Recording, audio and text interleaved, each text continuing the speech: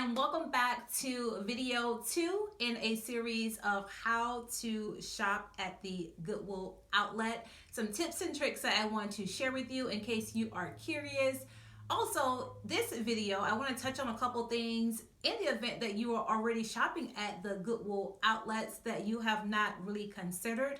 Maybe you can still get a few takeaways from this video if you already shop at the bins. So I do have my notes. I will be looking down from time to time just to keep myself on track. I don't want to go off on a tangent like I sometimes do.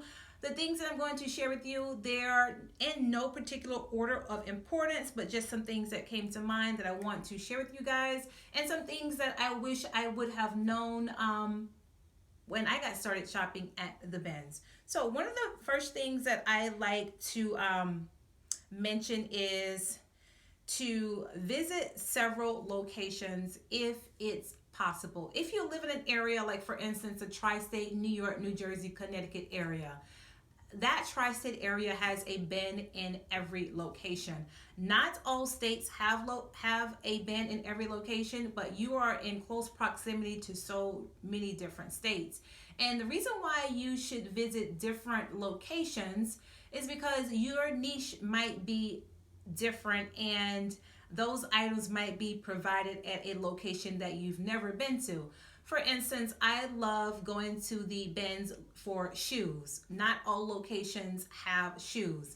New York has a fairly amount of shoes, as well as Connecticut. So those are the places that I know when I go there, I am going to focus on those particular products. As far as focusing on a goal, that's also something that you should take into consideration when you shop at the bins. I think it would be a better investment of your time if you knew exactly why you was going to a particular location. Once you've been to several locations, you know which one is good for what and which one is good for the other. You can have a game plan in mind before you go. For instance, if you are an Amazon bookseller, there are locations that have thousands and thousands of books. So you can stand there for hours and scan and scan and scan. I've seen people do that. I've seen people get 2-3 carts full of books to send into Amazon because I've had conversations with them. Meanwhile, I'm sitting there scanning books with my phone, and they have these particular gadgets that they use that are so much quicker than mine. This particular guy scanned 10 books to my 3 books. So there are definitely gadgets and apps that you can use to speed up the process as well.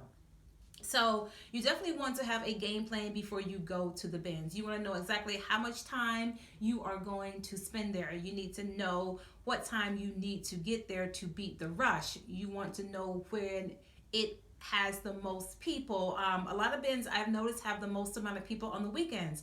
I try to avoid those days because although the bins are fairly busy on any given day, I think the weekends are busier. I like going during the week.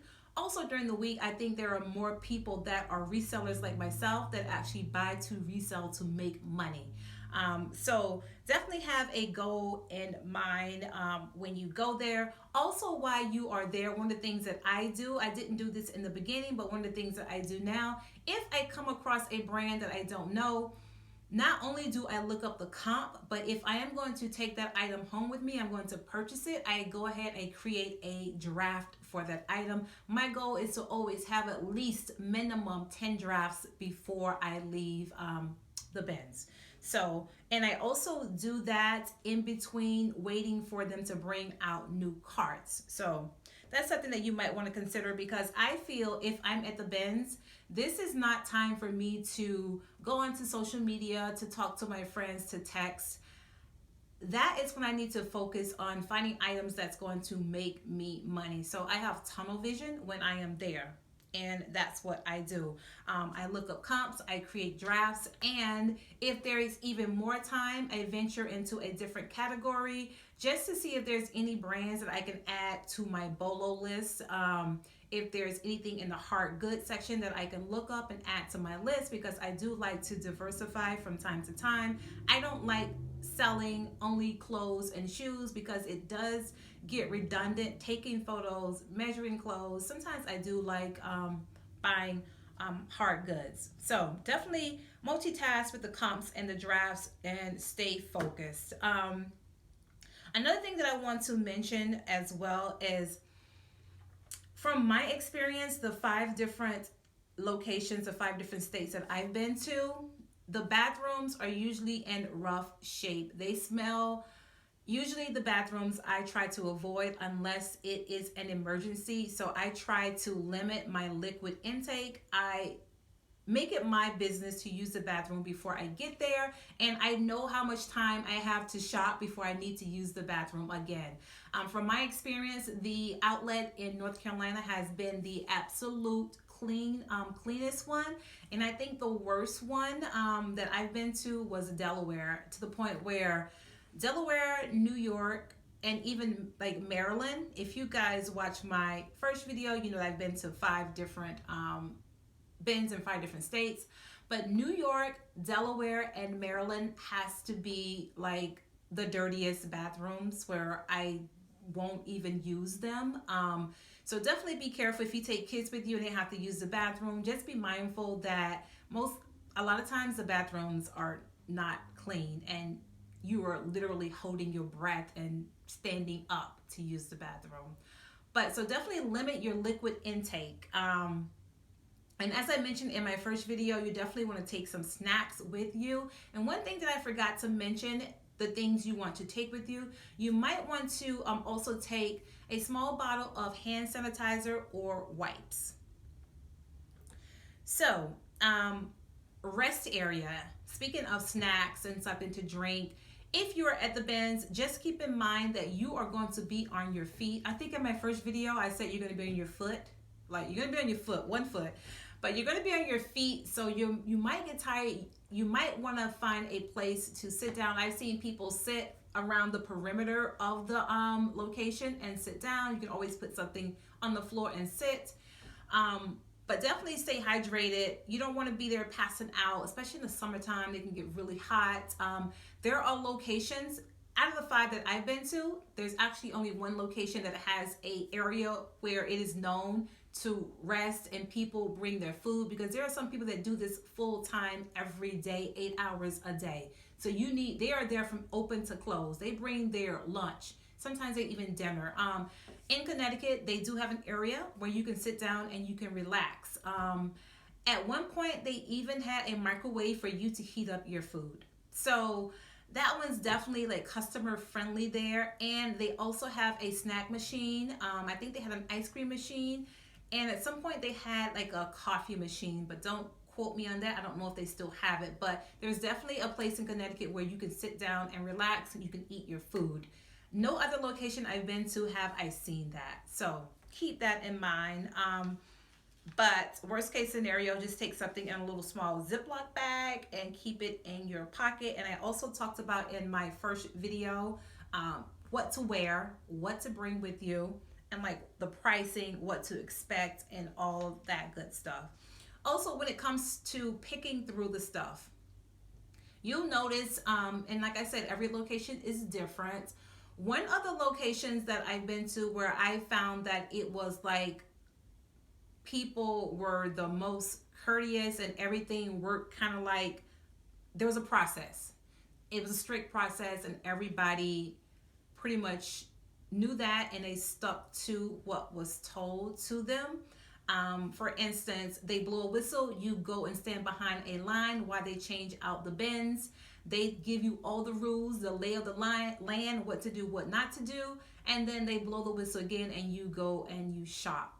I thought that was amazing the way that they did that. Everybody paid attention, everybody listened to the rules, and there was no running and pushing in there, and they were quick to ask you to leave your cart and please leave. So some locations, it gets a little crazy. Like in New York, I've seen people fight. So yeah, people get a little crazy as if they are trying to, get food because they're starving or they're thirsty. It's really not that serious, people. It is not that serious. So what else was I talking about? Okay. So as far as when you are going through the items. Some people just grab everything and put it in their cart. I suggest just taking your time, not too much time. If you see something that is of interest to you, I mean, don't stand there for 5 hours looking at the tag. I mean, if the tag looks interesting or is something that you want to look up the comps, just grab it now. Don't wait until later, because later, most likely, it's not going to be there. So grab it, put it in your cart, and you can always edit your cart later. You can edit your cart between the changing out of the bins. You can edit your cart while you take a break, but definitely get anything that you're interested in, put it in your cart. You can always put it back later. Let's see what else. I think that is it. I mean, you know, like I said, every location is good for something. Some locations are good for books, some are good for shoes, some are good for higher end brands than others. Some locations have your bread and butter items. If your business model is built on quantity versus quality, or when I say quality, higher profit margins, then those are a particular location. If you do more of a quantity model where you're having to sell a higher amount to get to your profit, to your profits that you want, then the bread and butter items might be at another location. So it just depends on what your model is. I hope that this video has been helpful. Like I said, if you haven't already watched video 1, I will have it linked in the video description box. And just to let you guys know too, I record on my phone, my iPhone. So sometimes I forget where the view is. So I'm looking around. So I might look a little cross-eyed to you. But I do have a lazy eye though. But anyway, thank you guys so much for watching this video. Don't forget to give it a thumbs up, subscribe, and hit that notification bell so you'll know when I upload future videos. I am back on YouTube after several years. I'm here on a consistent basis now with a different subject line. Before, my channel was all about extreme couponing, if you go back and watch some of my videos. But now it is about the reselling industry. So if that's the type of content that you are interested in, I will see you in my next video. Hugs, kisses, and best wishes. Bye.